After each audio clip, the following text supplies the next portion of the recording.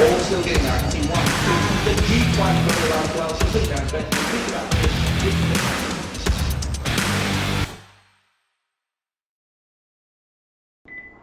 Hi everyone, John McLeod from Macbet. Just going to go through how we went or how we played Saturday's races at the Gold Coast. It was pretty very up and down for us during the day. We didn't bet a lot.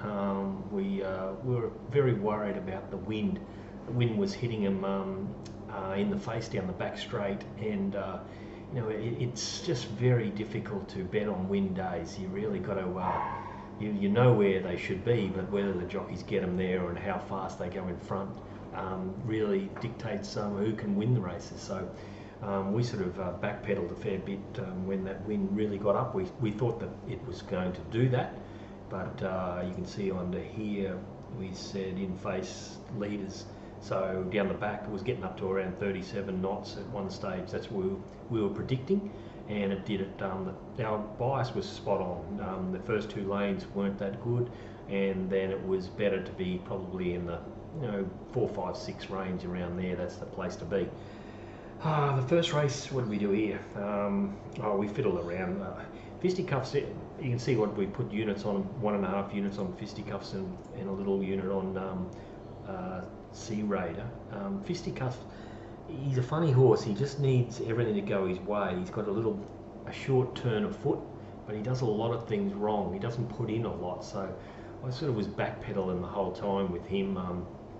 We only threw 500 on it and 150 on Sea Raider, but the race was right where they went out 4.5 lengths above average for that race and only got home 0.7. Now the 4.5 is into the wind, so they've really gone along, and you can see that's the reason why I black booked Heritage Sash. He did a good job. He sort of worked into the wind and he fought on really well. They've found the way to ride him, I think, is to go to the front and let him roll, and so if he finds a weaker race than this one, he'll and is able to lead on his own, he'll just run him into the ground. So he's one to follow. Second race, we didn't play too much here. I threw something on the winner, Roma Cash, just because we had it shorter than the market. So we finished up winning something, went 600 on it, something 650. But funny sectionals here, they went out fast and got home fast. So that was a bit strange, but it's a bit to do with the wind that it happened like that. But I don't think the format of the race is going to really hold up. It was very grouped going to the line. Next race, fairly slow sectionals. These ones, they went out slow, which is what you'd expect into the wind, but they didn't get home real fast. So that's a bit of a concern with the wind up their back, and that they got home above average, below average. So it's not that good a race, this one. We finished winning something because what did I do?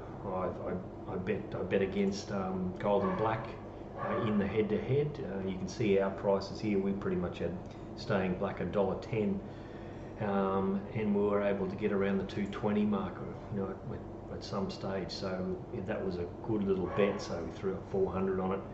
We threw little bets on all these horses around at the odds, mainly because it was just a bad race. We were betting backwards, and we finished up winning something. The next race, this race again, they've gone out 10 lengths slow, which you'd expect into the wind, but they've got home really slowly. So this is another poor race. What did we do here? We won something. I threw something on Emacida, said on the audio that it's going to be in the right position. So I just threw something on it at $8, 75 bucks at $8, and had the head-to-head sellers against who was it? Lashoni. Oh no, I backed Lashoni to beat Sellers, and I thought that was a bit strange. We had Lashoni around 210, and we were, you're getting around the 280, 290 mark at the finish. So it was really good. The head-to-head on Betfair is just a great little avenue to bet at. You just got to keep an eye on what they're doing and what horses they're putting up against each other. And if you're getting our prices, or even looking at on the other sheet, it has the value column down here, who's value and who's not, and you can read into what our comments say against the two horses, that you can pretty much work out which one we like over the other one.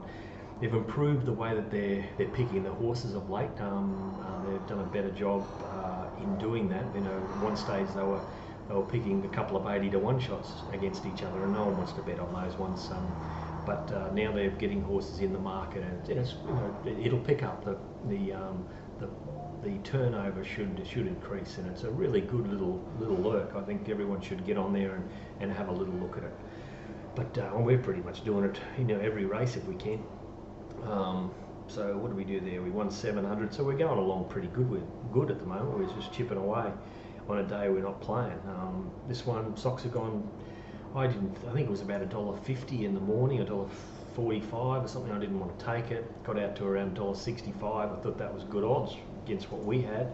So we finished up at 3,000 on it.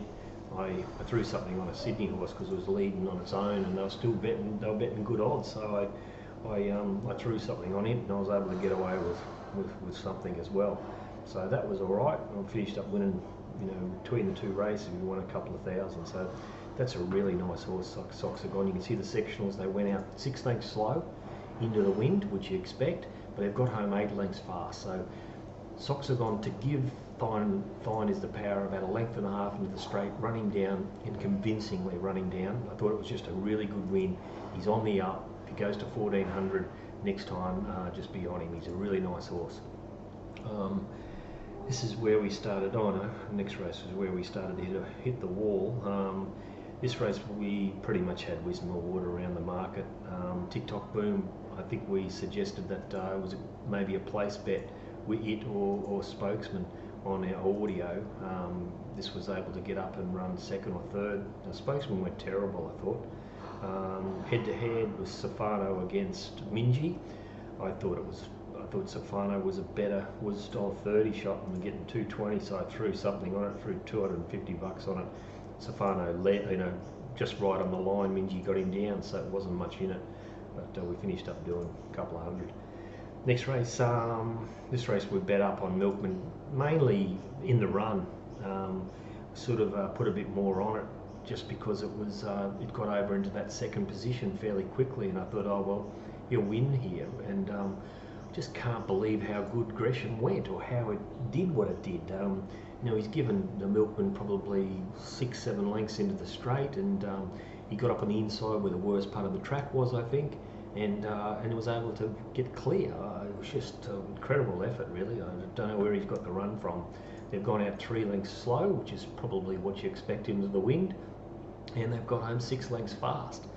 So, getting home 6 lengths fast and give Milkman 6 lengths or 4 lengths into the straight, he's just done something you wouldn't believe he could do, and I still don't know how he did it.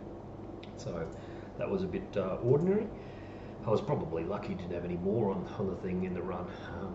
Next race, this race we didn't play too much. Head to head was Exhilarates against Hightail. I had Exhilarate shorter than Hightail. I got this wrong, Hightail. I had Exhilarates shorter, and it was well backed, but got it wrong. He ran on okay, Exhilarates, but he just gives them too much start. I thought with the blinkers on he might have been able to race a little bit handier, but he didn't. Odyssey went fantastic. It went into the wind. Into the wind they went 5.4 lengths fast into the wind. So, they've flown. And they've got home not too bad, so it's gone like a bomb.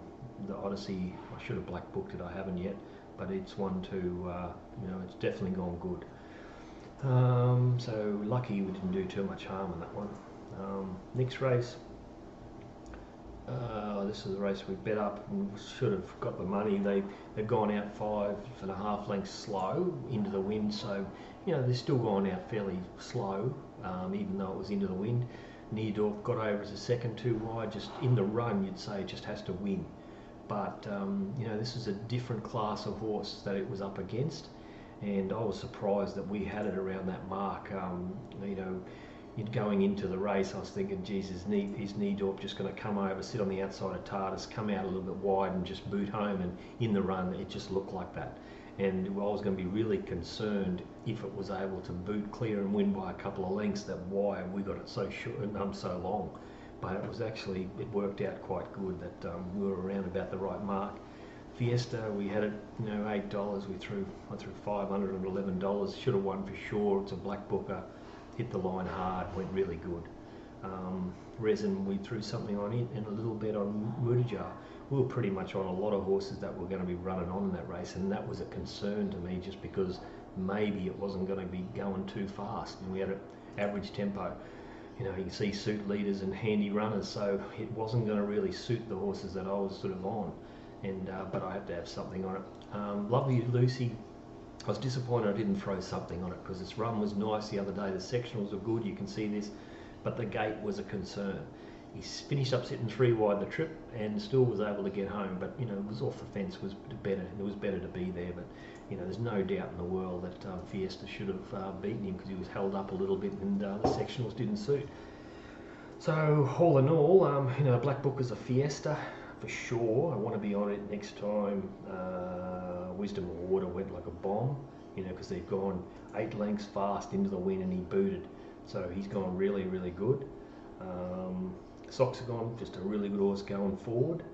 What else was there? I think that was, oh yeah, and Heritage Sash in the first.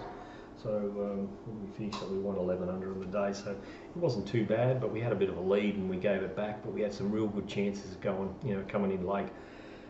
But that's about all for me. We'll be back. We had a massive week last week. There were big meetings, races everywhere, and Friday night we were able to get away with something. We kept, you know, we backed a couple of roughies on the audio. We tipped everyone into that $60-70 shot. We thought it had a hope, and in the next race on the sheets we had a horse that was around about the $17 mark that actually won, and we had a good result on it as well. So Friday Toowoomba and Sunshine Coast was really good to us. We got away with something on Saturday, and we got away with something on Sunday. I think Brad, he personally won a couple of hundred, I think, at Chartin. I think the units were a little loss, I think it was. I just can't remember, I haven't checked it out. But that's pretty much how we went over the weekend, and we'll be back this week, and hopefully we just can find some roughies and find some winners.